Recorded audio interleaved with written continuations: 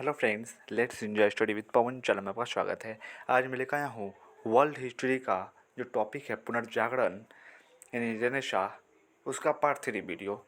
अगर आपने पार्ट 1 और पार्ट 2 वीडियो नहीं देखा है तो अभी तुरंत जाकर देखें, उसका लिंक मैं डिस्क्रिप्शन बॉक्स में डाल दूँगा, वहाँ जाकर देख लीजिएगा।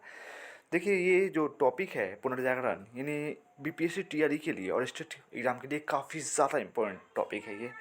ठीक है, आइए स्टार्ट करते हैं अपने इस पार्ट 3 वीडियो को। देखिए सर, पहला पॉइंट से है कि मैकियावेली जो है, जो व्यवसायी से एक राजनीतिक लेखक था, उसकी एक बहुत ही महत्वपूर्ण कृति है, मोस्ट इम्पोर्टेंट पॉइंट है ये। द प्रिंस किसकी रचना है? मैकियावेली की रचना है। इसका विस्तार जो है वो शासकों के निर्देश के लिए राजनीतिक अवधारणा है। ठीक है। दूसरा है दाते। दाते भी क्या है?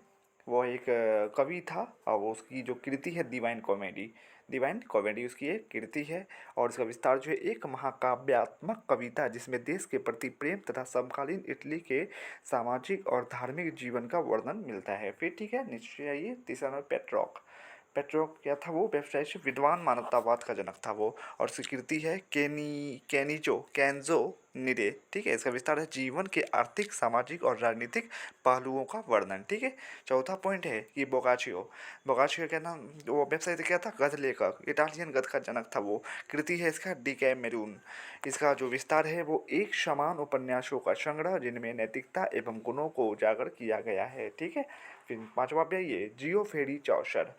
कवि था ये भी, कवि अंग्रेजी पद का जनक था ये। द कैंटरबरी टेल्स जो है इसकी कृति है। और इसका विस्तार जो है केंद्रीय चरित्र के द्वारा सामाजिक, धार्मिक एवं नैतिक मुद्दों को उजागर किया जो उसने अपने लंबी यात्रा में प्राप्त किया था। फिर छठा पॉइंट था ये थॉमस नूर। व्यवसाय से क्या था? ये गद्य लेखक था और इसकी रचना है यूटोपिया। देखिए, ये भी मोस्ट इंपोर्टेंट पॉइंट है। यूटोपिया किसकी रचना है? तो थॉमस मूर की रचना है। और इसमें विस्तार जो है एक आदर्श समाज की कल्पना की गई है जहाँ कोई भी शोषण और वर्ग भिन्नता ना हो।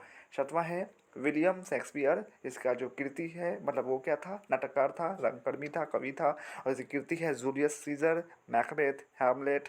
ये सब क्या है? उसकी कृति है विलियम शेक्सपियर की। और इसका विस्तार जो है मानवीय संबंधों, विरोधों और निदानों पर आधारित नाटकों की रचना है।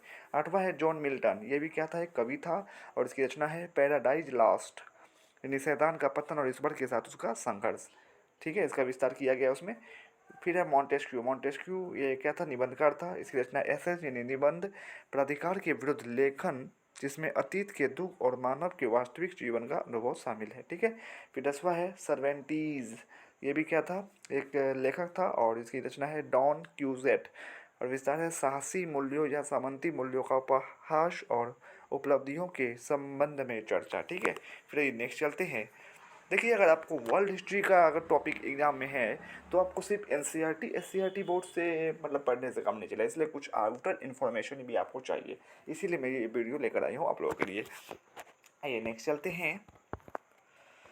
यूरोप की एक आधुनिक भाषा में लिखी गई पहली महत्वपूर्ण कृति दांते की डिवाइन कॉमेडी है। ठीक है। फिर नेक्स्ट आइए कि इस काल में यानी पुनर्जागरण काल में ईसाई कहानियों एवं धर्मशालाओं की काफ़ी चर्चा है। महान लेखक पेट्रोक ने भी दांते का अनुसरण किया है। इतिहासकार उन्हें मानवतावाद का संस्थापक मानते हैं। ठीक है। मानवतावाद का संस्थापक किसे माना जाता है? तो पेट्रोक को। देखिए, यहाँ भी क्वेश्चन बन रहा है।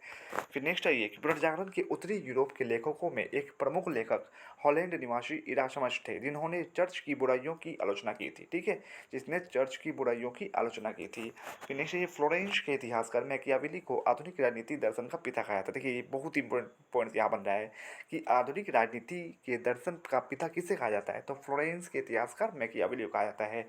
उसने अपनी कृति द प्रिंस में उस राज्य की नई धारणा प्रस्तुत की जो यूरोप में उदित हो रहा था उस समय में, रेनेसां के समय में, यानी पुनर्जागरण काल में। ठीक है। मैकियावेली ने राज्य को स्वतंत्र और सर्वसत्ता संपन्न माना और कहा कि धार्मिक मामले राजनीतिक मामले से अलग रखे जाने चाहिए। ठीक है। मैकियावेली ने राज्य को स्वतंत्र और सर्वसत्ता संपन्न माना और कहा कि धार्मिक मामले राजनीतिक मामलों से बिल्कुल ही अलग रखे जाने चाहिए। फिर नेक्स्ट पॉइंट है कि अंग्रेजी कवि और नाटककार विलियम शेक्सपियर ने अपनी कृतियों में मानव के सभी संभव भावों और उसकी क्षमताओं और दुर्बलताओं का विवेचन किया है। फिर नेक्स्ट चाहिए कि फ्रांस के लेखक रेबेल ने धर्मशास्त्र और चिकित्सा शास्त्र का अध्ययन किया था। उसने अपनी बुद्धि और अपने व्यंग का प्रयोग फलित ज्योतिष की मान्यताओं और अंधविश्वासों के विरुद्ध, फिर ये नेक्स्ट आते हैं यहाँ, के विरुद्ध किया। उनके दो प्रसिद्ध ग्रंथों के नाम पेंट्राग्रुअल एवं गारगातुआ है। किनके? तो देखिए, ये फ्रांस के लेखक थे रेबेल। रेबेल का क्या, जो कि पेशे से क्या थे, धर्मशास्त्र और चिकित्सा शास्त्र थे। और उनकी दो महत्वपूर्ण कृति क्या है रेबेल की, तो क्या है, पेंटाग्रुअल और गारगातुआ, जो वस्तुतः मध्ययुगीन आख्यानों के दो तथ्यों के नाम है। अब ये मुद्रण कला का आविष्कार चलते हैं पुनर्जागरण काल में। 15वीं शताब्दी के पूर्वार्ध में हुए इस आविष्कार का श्रेय गुटेनबर्ग और कैस्टर को दिया जाता है। ठीक है, अत्यधिक छपाई के कारण पुस्तकें पर्याप्त मात्रा में लोगों के लिए उपलब्ध हो गई थी। फिर नेक्स्ट है, ये पहली मुद्रित पुस्तक का नाम है पुनर्जागरण काल में गुटेनबर्ग की बाइबिल थी, जो 1456 ईस्वी में प्रकाशित हुई थी। देखिए ये भी क्वेश्चन बन रहा है कि गुटेनबर्ग की जो बाइबिल थी वो पहली मुद्रित पुस्तक थी पुनर्जागरण काल की, और ये मतलब कब छपी थी ये बुक तो 1456 में छपी थी। ठीक है, फिर मुद्रण के आविष्कार के पहले पुस्तकें हस्तलिपियों के रूप में होती थी। सोचिए कितना पुस्तक है, 10 पुस्तक है तो वो 10 पुस्तक हाथ से लिखा होता था जब वो मुद्रण का आविष्कार नहीं हुआ था। पढ़ने वाले लोग इन हस्तलिपियों को बड़ी कठिनाई से ही प्राप्त कर पाते थे। ठीक है, बिल्कुल सही है कि अगर लिख रहे हैं तो उतना ज़्यादा हम उस लेवल पर नहीं लिख पाएंगे ना। जब छप रहा है तो क्या होगा, पुस्तकें बहुत ज़्यादा छपेंगी और लोगों तक पहुंच भी बहुत ज़्यादा हो जाएगा। फिर नेक्स्ट है ये कि अनुमान लगाया गया कि 15वीं सदी के पूर्वार्ध में यूरोप में करीब कुल 1 लाख हस्तलिपियाँ उपलब्ध थी। फिर नेक्स्ट है कि मुद्रण के आविष्कार के बाद 50 साल की अवधि में पुस्तकों की संख्या 90 लाख पर पहुंच गई। यह एक महत्वपूर्ण परिवर्तन था। 15वीं शताब्दी के मध्य में जर्मनी में गुटेन की नामक व्यक्ति ने एक ऐसी टाइप मशीन का आविष्कार किया जिसने छपाई के क्षेत्र में क्रांतिकारी परिवर्तन लाया।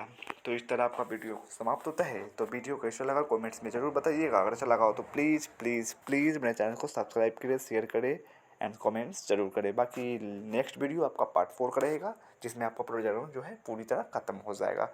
फिर उसके बाद का वीडियो जो है मैं फ्रांसीसी क्रांति या जर्मनी क्रांति या इस तरह से इंग्लैंड की क्रांति मैं लाऊंगा। इसीलिए सब्सक्राइब कर ले मेरे चैनल को। Thanks for watching and subscribe for more please.